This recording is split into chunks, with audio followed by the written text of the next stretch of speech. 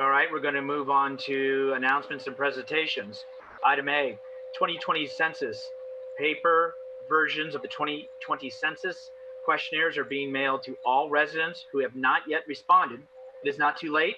You can submit your census by visiting my2020census.gov or by calling 1-844-330-2020 or mailing in your paperless version. Folks, every vote does count, and what we do get is kind of a scenario of how we're doing within the county week to week. So the good news is for San Mateo County, this last week it became first, surpassing Santa Clara in the state for responses, which is great at 62.9%. San Bruno, unfortunately, out of the 20 jurisdictions, we're in 16th place when it comes to responding back. We have surpassed the 60%. However, we obviously, the 61.4. The good news is we went up 3.9% from the prior week, which puts us in second as far as increasing our number within a week's time. So that's the good news. But the important news is that we need to get counted. It's important. There's various options: phone, mail, computer, etc. So the important thing is to take the time, please. It's very simple, but we really need to all be counted. This is how we get funding. This is how this county is going to get its resources that in end will help our community. So I very much encourage all of us to do that. Next, item B. Contractors working for the San Francisco Public Utilities Commission are replacing a water transmission pipeline that crosses Crystal Springs Road. This essential construction work will temporarily close Crystal Springs Road between Cunningham Way and Crestmore Drive to all traffic except emergency vehicles on weekends between 7 a.m. and 5 p.m. At 7 a.m. and 5 p.m. between April 20th and May 29th.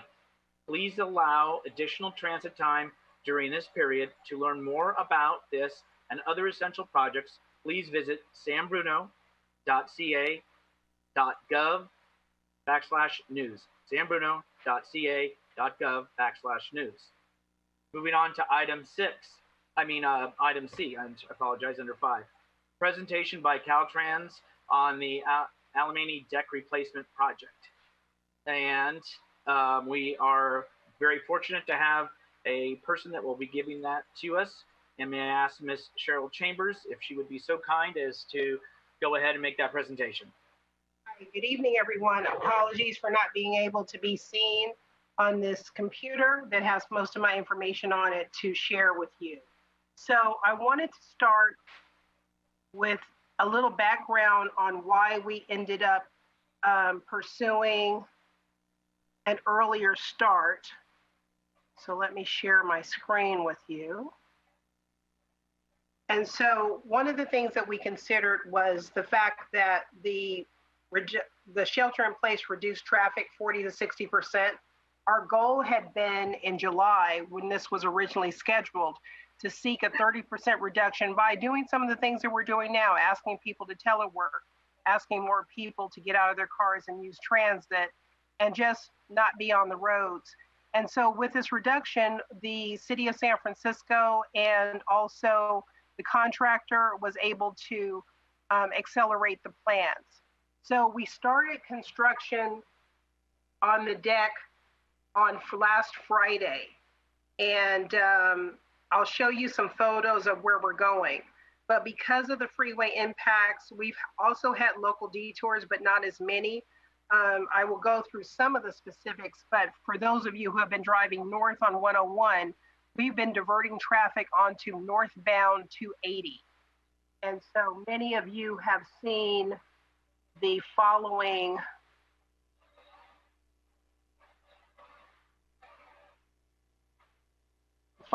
detour. Let me find it, apologies. So many of you have seen this detour, which is taking you on to 280, either downtown or over to Daly City. And so a couple of days ago, we were able to move from the northbound deck, and I'll share with you our website where you can get a lot of information. And so this is 101alamanniproject.com website. And so on this website, we've got daily updates where you can find out what the work is that's going on. And one of the neat resources on this site, and hopefully it'll work for me, is we've got a live streaming camera. So the southbound traffic that's coming on 101, as of yesterday, we detoured that traffic. You're seeing right now a live shot. Those cars are going on the new rebuilt 101. So that's southbound traffic. So right now we're rebuilding the South Bridge, and our goal is to finish that sometime within the next few days. And when that's done, then we'll do some additional work on northbound 101, and then we'll open up both sections. We also anticipate that Alamany, which is closed off to local traffic, east and westbound, will be opened up, hopefully, if not this weekend, early next week. So I also want to encourage anybody who wants to get information that they can go to the website and sign up for the mailing list. We're emailing out advisories and also the daily updates. Additionally, we do a live broadcast on Twitter at 10 a.m. and 5 p.m., just to let people know what's going on, and also on Facebook. So there's a lot of information out there. We've got a hotline for people that if they have any concerns, we address that 2 or 3 times a day. And we've been monitoring the noise. So to the extent where we're hoping to get this done in the next few days with the deck, there's still going to be night work for the residents. But for those of you that will be coming out of the shelter in place at the end of May, we don't want to be in your way and have the deck done at that time. So I encourage you to go to the website. If you have any questions, I'm available to try to answer them at this time. Any questions from my colleagues?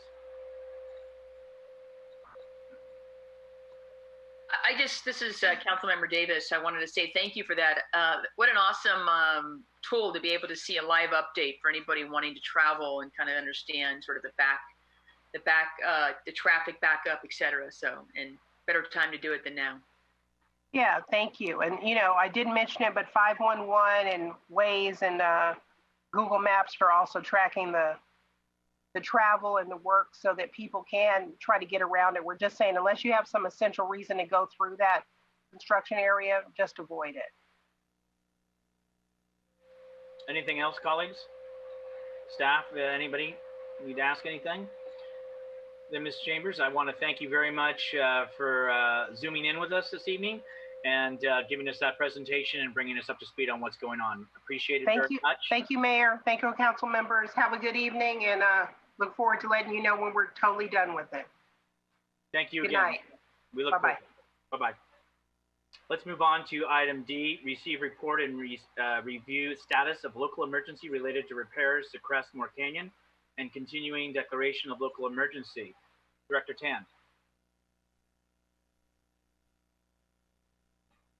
Jimmy, you need to unmute. Good afternoon, Honorable Mayor, members of the City Council, Public Works Director Jimmy Tan. I'm here to provide a brief update on the Crestmore Canyon project. As mentioned in the previous update on April 14th, the majority of the major construction work for the installation of the wall structure has been completed. And since this last council meeting, staff has already completed the discussions with the contractor, Hillside Drilling, in regards to the change orders, and the total change orders is approximately $94,000. The installation of the guardrails and the removal and replacement work for the sidewalks are also complete. If you drive by there, you notice those items in place.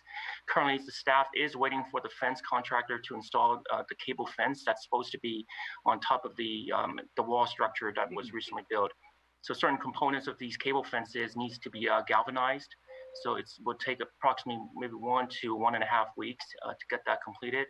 and we anticipate this cable fence to be installed, within about 2 weeks time frame. So once that's completed, the remaining work will be to pave the westbound lane of San Bruno Avenue. So that's pretty much it. So this concludes my presentation, and I'll be happy to answer any questions. Any questions from council? None here. Okay, seeing no hands, either on the screen or in the air. I'll go ahead and thank you very much, Jimmy, for the update. We appreciate it. We'll move on to item E, receive update on COVID-19 response efforts and preliminary financial impacts. City Manager.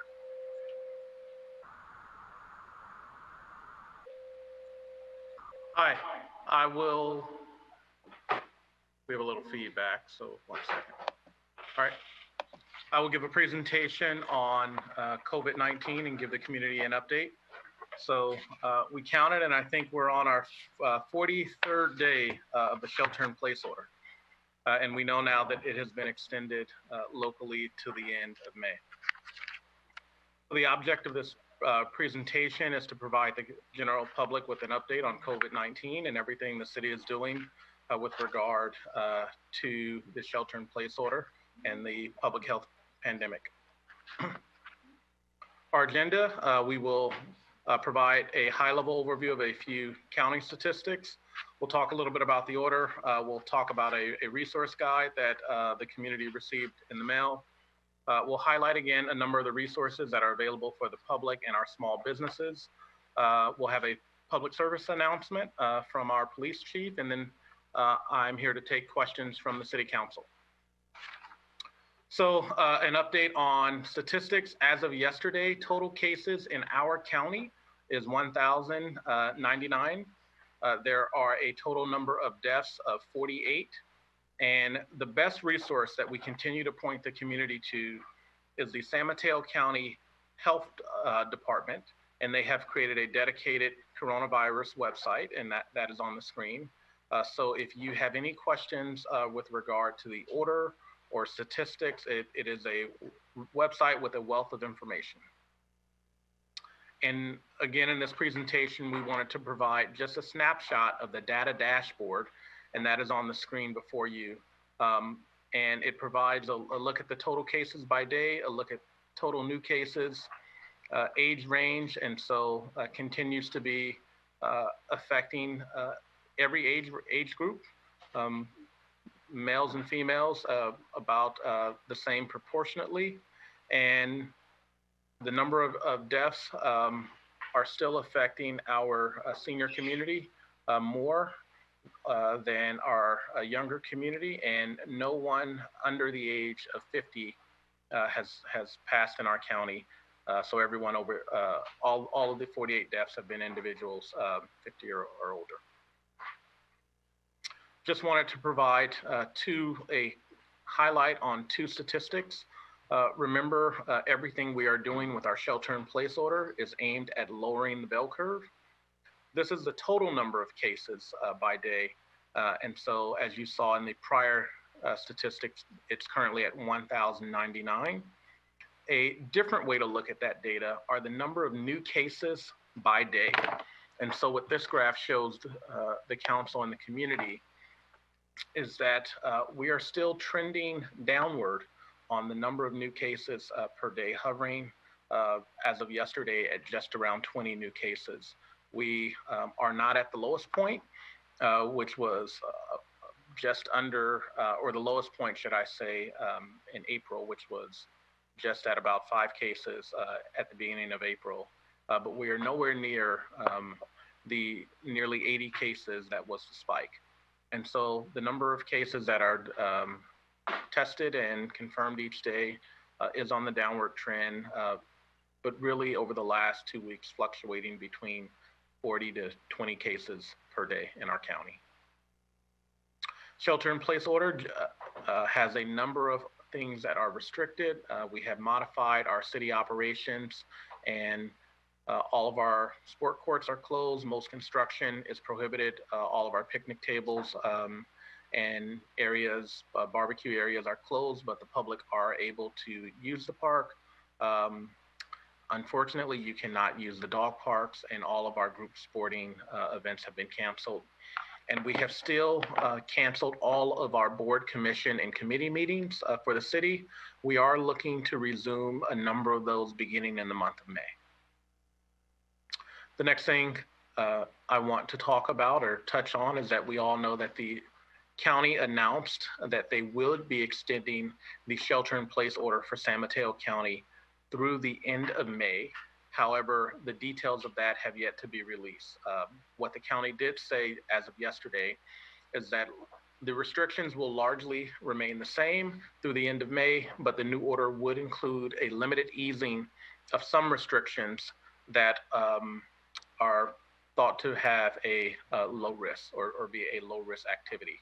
And so as a county, we are still waiting for what those are, and we expect them by the end of this week. As we all know, masks are required, or some face covering, should I say, is required. And so a scarf, a bandana, a turtleneck, that went into effect starting at midnight on April 27th. So we have been providing a number of graphics to remind the community of this on all of our social media platforms. And the graphic on the left-hand side is what is in our city offices.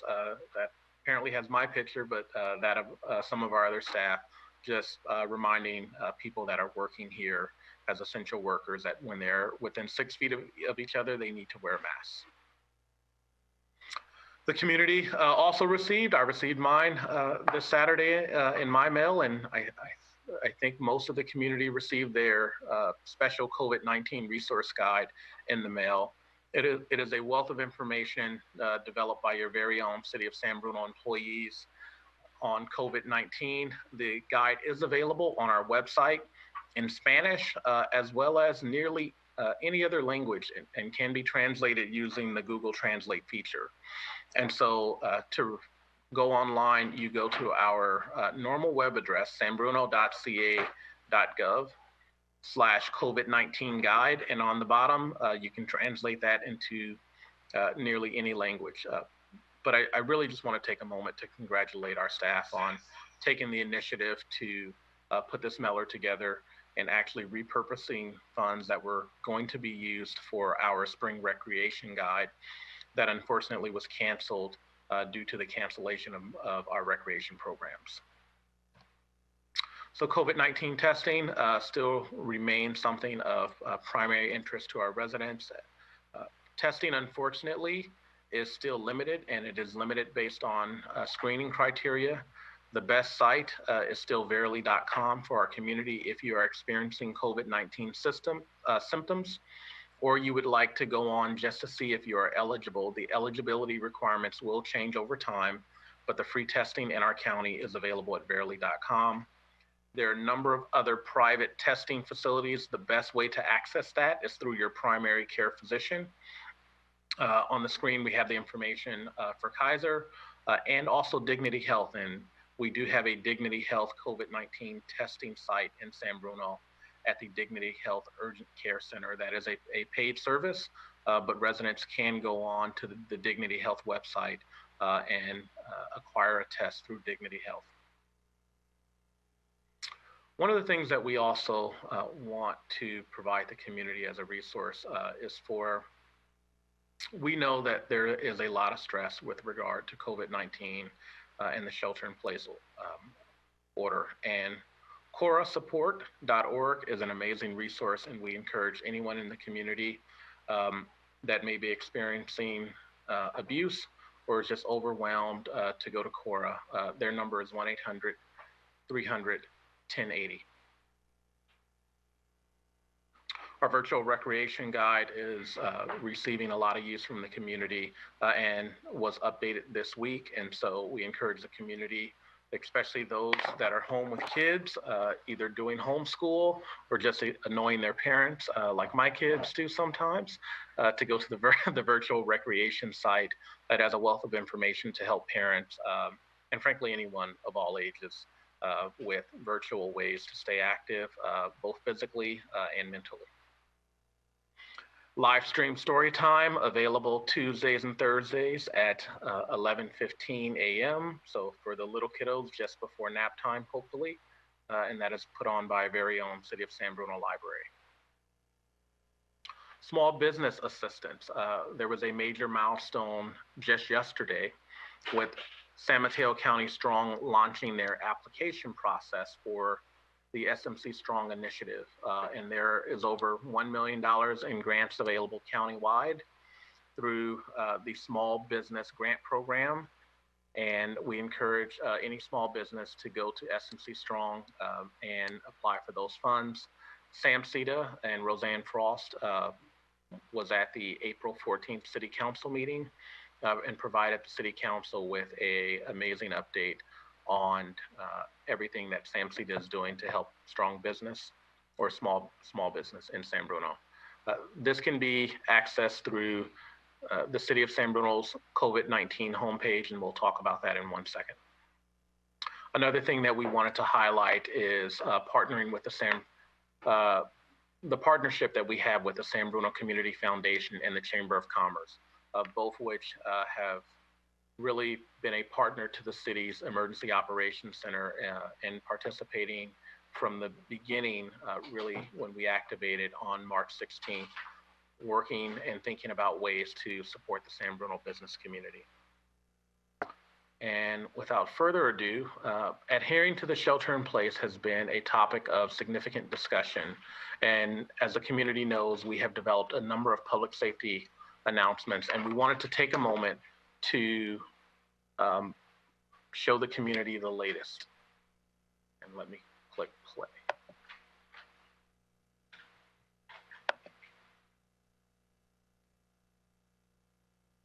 And that's not working, so let me click pause.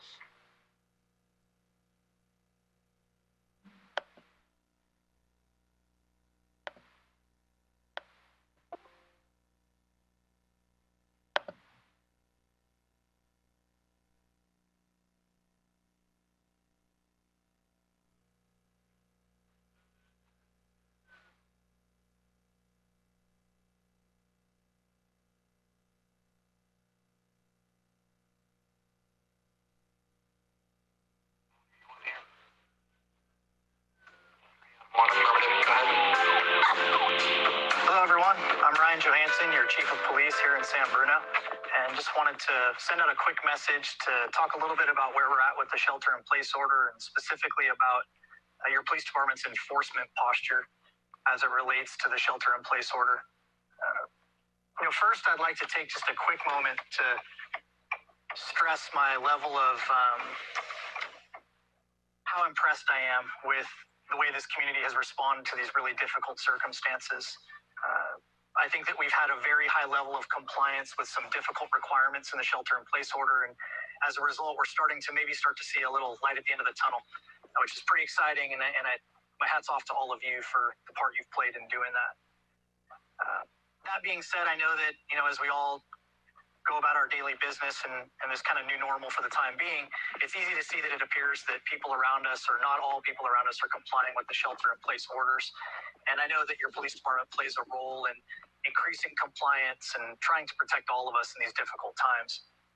I will say that the posture of the police department as it pertains to enforcement has not changed, which is that we believe strongly that the right way to handle these circumstances is through a posture of persuasion and education of the public as to what the orders are and the importance of following them, rather than taking a posture of strict enforcement of the orders, which can be challenging and also probably is not necessary given the way that things work in our community. That being said, there are times in which enforcement is going to be appropriate, and I wanted to touch a little bit on the role that you as the public play in helping us to kind of gauge that and handle it. To be quite frank, there are a number of violations of the shelter-in-place order that we would like the public's help in reporting so that we can address them. But these are the more egregious violations that are a little bit easier for us to take on as a police department with all of the other things that we have going on. Some examples, of course, would be large-scale gatherings in public places. Big parties at parks and things of that nature are certainly concerning. Large-scale construction projects that involve big crews of people and appear to be non-essential or unnecessary. These are the kinds of things that we would like for you to call and notify your police department about. Another example might be an essential business like a restaurant or a grocery store in which really there's just no regard for the social distancing parameters at all, and where you really need the police department's help to kind of get these businesses on board and helping to protect us all while staying open. However, there are some examples of things that, while you will see them day to day, really there's no point in reporting to the police department, either because the violations are very minor or difficult to prove, or because they are just a real drain on resources because of their volume, or they're transitory in nature and difficult for us to come across. Some examples of this would be calling in people who aren't wearing masks. Quite frankly, there are some specific terms under which people are not required to wear masks under this shelter-in-place order. And so calling in to report seeing someone on the street who wasn't wearing a mask really doesn't serve very much purpose and can be a real drain on resources. Also calling in, people who you believe from your observations simply do not appear to be complying with the shelter-in-place order, meaning that they're out and about for what doesn't appear to be essential business. This is obviously really, really difficult to prove and very difficult for us to respond to. Most of those folks will, in fact, be out for some essential or legitimate business, such as exercise or obtaining supplies. And so we really would prefer if you not bother reporting those things to us. So if you see these more egregious violations and you want to report it to the police department so that we can help take care of all of us, the right way to do that is to call our non-emergency phone number. That's at 650-616-7100, as opposed to reporting it through any other medium. That will give us the most prompt response and the best ability to handle it appropriately. So I'll just close by kind of saying on a little bit of a more emotional note that I've been with your police department for about 15 years. And that means that I've been here in the city through a number of trying times, right? We're no stranger to challenge, and we're no stranger to tragedy. I worked here as a detective during the pipeline explosion. I also worked here at the active shooter incident at YouTube and the shooting incident at Tan Fran and countless other critical incidents that we've faced together as a community. And in each case, I've been nothing short of awed and inspired by the resiliency of this community and by its ability to get through these times by bonding together and taking care of one another. And I'm extremely confident that this will be no exception to that. So again, please don't hesitate to report the egregious violations to us, but instead, let's try to put our primary focus on how we work together, take care of one another, encourage each other to comply with the orders, and get through this sooner rather than later. So thanks so much for taking a few moments to watch this video. I hope it was helpful, and you'll be hearing from me again soon. Thank you. Stay healthy.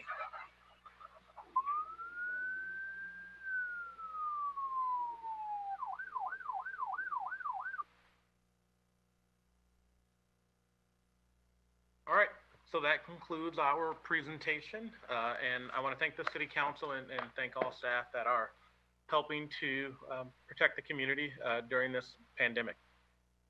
Thank you. Thank you, City Manager. Any questions or comments from my colleagues? Chair? Yes, please. I just wanted to thank the city manager for the presentation. I think that was great. And I wanted to comment on the chief's video. I think he's definitely a natural. I felt like I was watching an episode of Cops. I could hear the music in my head. That was really good. So thanks for putting that together. I think it's important to get those messages out. Laura. Thank you so much, Jovan and staff, for putting together the mailer. I really appreciate the time and the effort that was put in, and I know there's a lot of great detail, especially contacting businesses to see who's still open in our community. It's a great handy guide. It's a good resource material. If anything, it's a list of places to go for dinner for takeout tomorrow night. But more importantly, it really provides the information for those residents who just don't know. They're not connected to the internet like most of us are. They really don't know who to call, and they really are left at home without the information. So excellent job, way to go. And thank you for continuing to report good numbers and to continue to see it decline. And I want to just end, I think, as hard as it is, and as we go through these next 30 days, it is so important that we all keep our 6 feet and that we don't do the things that we want to do and we feel like this is enough. I've done this. I've done this. I got to hear somebody who was a medical provider in New York just share very heartfelt concerns, and everything we do, we cross the line, we're definitely endangering our healthcare providers. And so don't be selfish. Really stay home, take care of yourself, wear your mask, keep your distance, and wash your hands. I get a report that I know that there's some concerns from the council members that water rates are going up or their water usage is going up, and actually the contrary. Water usage is declining in San Mateo County. I assume that would be the same in our city, that we really are being conservative at home. So you're washing your hands and we're being conservative. And I think you gotta love San Bruno who does care, because if you're not giving back, find a great organization, a great fund to give back to, because there are many people that are in need. Thanks so much. Any other of my colleagues, Marty or Linda? Marty. Sure, Mayor. This is a difficult time, and we just have to we have to wear it out. We have to just keep on doing what we're doing. The numbers are low, but let's not try to be creative in getting around the social distancing. I mean, it's terrible for myself, it's terrible that baseball season got canceled in San Bruno, right? We found out yesterday. But that's the reality. We want to take care of this problem. So continue doing all the good things. Thank you. It's going to be another month or so, but I think we'll be all better for it. So thank you. Thank you. Linda, did you?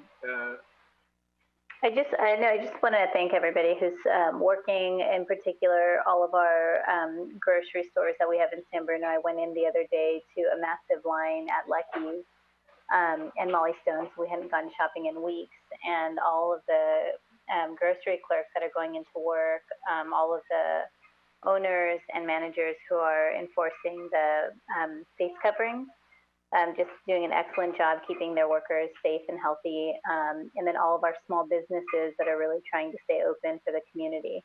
I just want to thank all of you guys, because it's been really a community effort to stay open to provide services.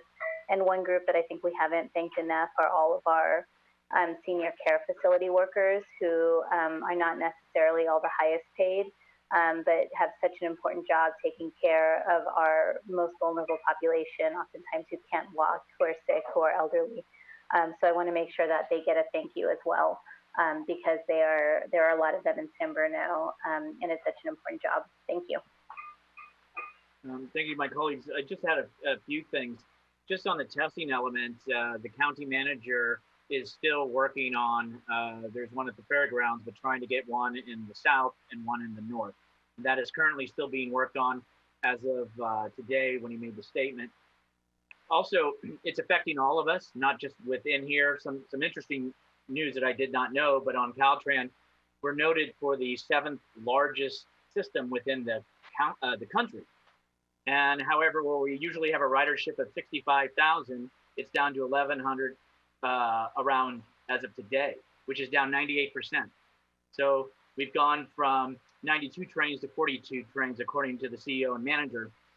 Speaking to the SFO director this morning, it was interesting that last year at this time, it was around 85,000 people that went through the airport, and today it's around 1,800, down 97%. So it truly is affecting everybody in many places. And as noted, the results for the testing are going to come out in zip codes. They're hoping by the end of this week. But it's also important that the county wants it not to, there's going to hopefully be backup data to that. Because the thing is, for example, Foster City and San Mateo share a zip code. So if you see that number, it's not just to say it's from one city to another. But these numbers have a lot of purpose behind them that really need to be looked at before making an assumption or where should I go or not. Also, I told talked to the Pacifica mayor, told her I would mention that still this last weekend, they had a lot of folks traveling to that city. They were out in force and checking IDs, and there was just quite a few folks that were not from the area, and so they're still asking again. They understand it's challenging, but again, it's supposed to be 5 miles, and so I told her, Deidre, that I would pass that on. And just for some person, who had asked me about PG&E and, what happens when we get to, could we get to a power situation? I want to let you know that the county is very much in talks with PG&E to make sure that it's done in an appropriate fashion, trying to get you folks to give them updated information so they can keep in touch with you. The Emergency Services Council met Thursday, and I've asked for them and us as a county-based group to meet May 21st, which we're going to meet again. But the other jurisdictions are very on top of this because we know what that would bring to a community. So I want to let you know that on the county level and with my colleagues, everybody is working diligently. And to the staff, the magazine is something that I know this council very much is working on this year as communication, getting information out, having resources available. So I want to thank the council for that. I think we're unanimous on that. But also we want to thank the staff. It was a great publication that I've heard things about, very positive, a lot of information and resource, and all the other things that they're doing. As you know, it starts at the ground, and it starts with the staff that are providing the services and ensuring that this community still works. So want to thank staff for that as well. Is there anything else from my colleagues? If not, we're going to move on to our consent calendar.